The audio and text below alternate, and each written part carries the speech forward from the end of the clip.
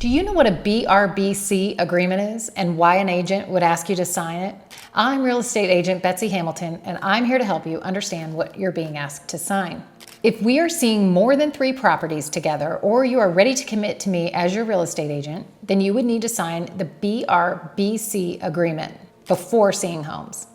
These are the details of this agreement. This is the Buyer Representation and Broker Compensation Agreement, also known as the BRBC. Section 1 is the date prepared in your names. Section 2, this begins the terms of the agreements as follows. Section A1, this is where the length of the agreement is agreed to. It can be for a day, a week, a month, or up to 3 months. Section A2, decide if the agreement is non-exclusive, which is the default choice, or exclusive. Non-exclusive is a good choice for you when you are working with an agent for the first time, sort of like a test drive before you make a commitment. The exclusive agreement is for when an agent and a buyer like working together and recognize that the agent will be devoting significant time and resources to finding the perfect home for you. In this arrangement, you are not able to sign another BRBC with any other agent for the same types of properties described in the next paragraph here, B1 through D. These lines provide information on the types and locations of properties which the agreement will cover. If you have any properties that you have looked at with other agent previously, or perhaps you know the sellers personally, you can exclude them from this agreement in D.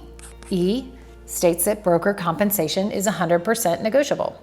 E1, this is the amount of compensation the buyer's broker will receive based on a percentage or the sale or dollar amount. Sellers are allowed to pay this for you through concessions.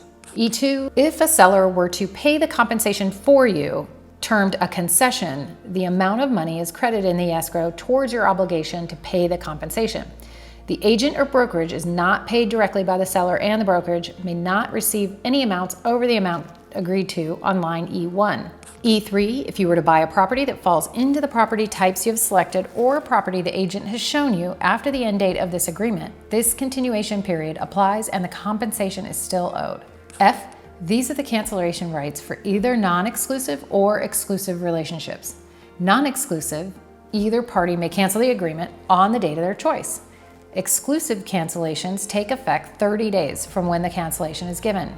G1, buyers agree to provide financial information to their agent within 5 days or another number of days to the agent.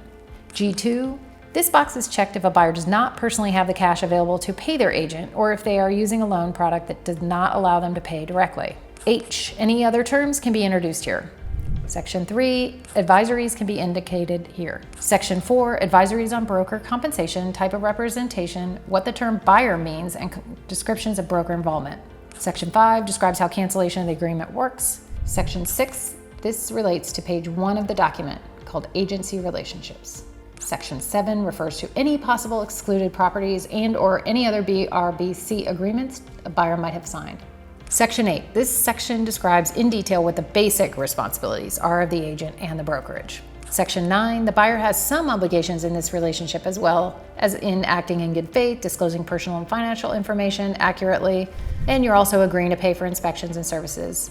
Also, buyer and their agent must communicate effectively to make sure your needs, desires, questions, and requests are requested, fulfilled, or an acceptable compromise is reached.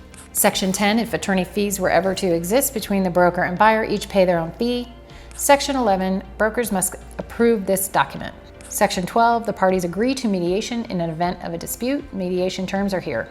Section 13, you are an authorized signer, which is important with trusts and business entities. Section 14, the entire agreement is being agreed to.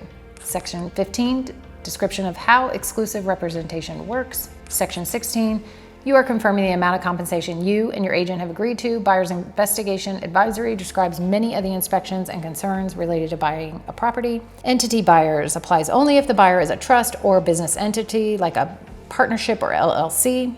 Possible representation, more than one buyer or seller, sometimes called dual representation. And finally, the California Privacy Act advisory. This describes the civil code.